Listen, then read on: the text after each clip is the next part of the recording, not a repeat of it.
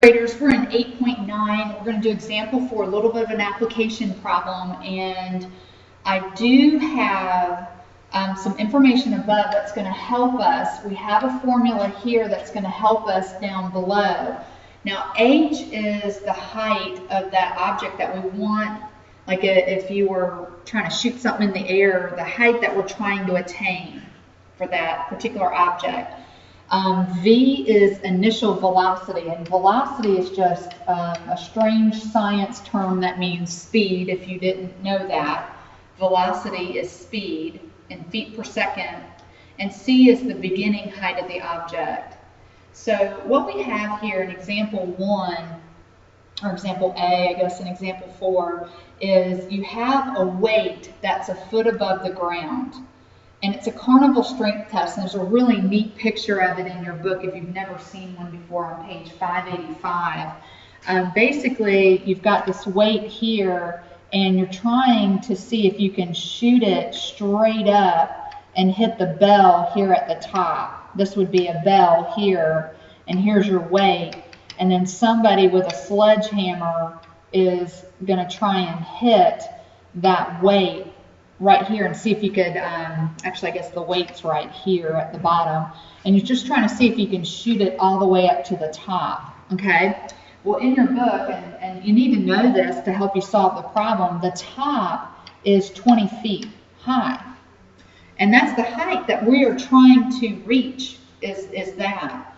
So when you plug into h equals negative 16t squared plus vt plus c, you actually need to know 3 things: height, velocity, and of course, the beginning height of the object, which is c. So a weight, in this one, it says a weight 1 foot above the ground. So there's your c right there. It's a foot above the ground. On a carnival strength test, it's shot straight up with an initial velocity of 35 feet per second. So where v is, put 35.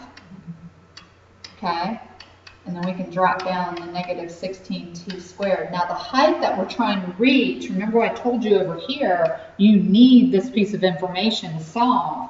The height you're trying to reach is 20 feet. So I want to see if we can make it 20 feet. Okay, with that particular speed of swinging the sledgehammer, if I swung it that fast, 35 feet per second, would it get the little weight all the way up to 20 feet. That's what we're after, okay?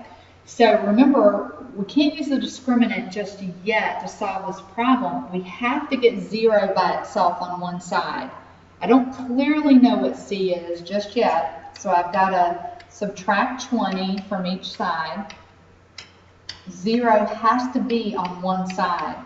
You cannot solve for the discriminant if 0 is not by itself. Okay, now we have enough information. I know what A, B, and C are. A is negative 16, B is 35, C is now negative 19, because I had to move that 20 over. 1 minus 20 is negative 19. So let's go to our discriminant. We got B squared minus 4AC.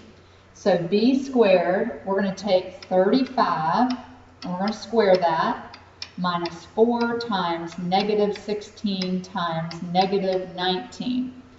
Now take your calculator, I hope you have it handy, you're going to need it, and plug this in carefully. Go ahead and put 35 in parentheses just for the practice. Minus 4 times negative 16 times negative 19. Okay? And we're looking for the discriminant. We want to know what that number is. Go ahead and write it down if you think you know it. I got 9 as my discriminant. Now that information is important because if that number is positive, if your discriminant is positive, yes, that speed will carry the weight to 20 feet. If 9 was negative, we would never meet that 20-foot mark. It's too weak of a swing.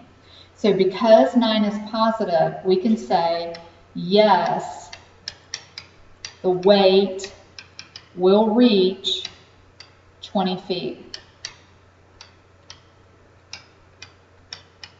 okay? And that's all because of the discriminant. The discriminant can tell you that. Now, in the bottom one, it's the same exact situation, okay? Your height is still 20 feet. That will not change. This time they changed the velocity on you. They said, well, let's slow the hammer speed down a little bit. What if they only swung it at 20 feet per second instead of 35 feet per second? And it's still a foot off the ground. Okay? Use those numbers. Plug into that basic formula. Emulate what I did. Okay?